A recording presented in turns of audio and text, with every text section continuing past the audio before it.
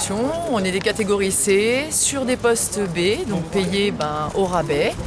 On a passé un examen professionnel justement donc pour être rédacteur, pour accélérer nos carrières. Et depuis maintenant 3 ans, 4 ans, 5 ans, on n'est toujours pas nommé par notre administrateur. Donc voilà. Donc aujourd'hui, on a rencontré l'administration qui ne veut pas faire d'efforts et on se retrouve toujours à la même situation.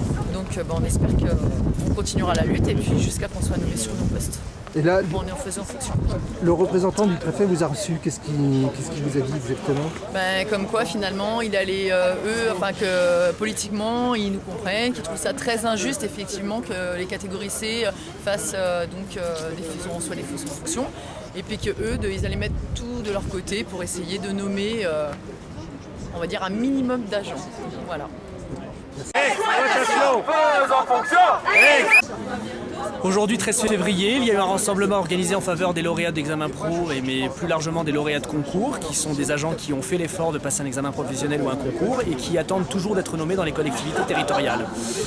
L'objet de ce rassemblement, la raison de ce rassemblement a été provoquée par les critères du CIG dont nous avons eu connaissance, qui sont beaucoup plus restrictifs cette année que les années précédentes, puisque le CIG, plutôt que de retenir le critère de 5% de l'ensemble des effectifs rédacteurs, a choisi de retenir le critère de 1 sur 3.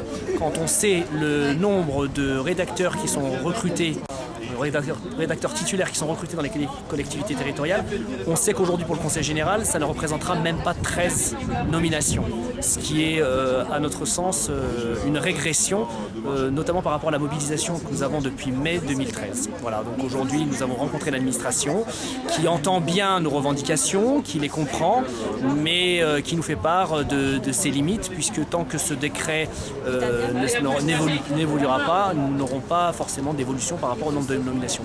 Donc nous sommes en train de réfléchir au niveau juridique à éventuellement nommer hors quota tous les lauréats.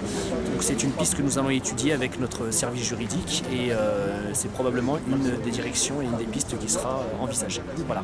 En avant, 3 pas en arrière, c'est la politique du gouvernement.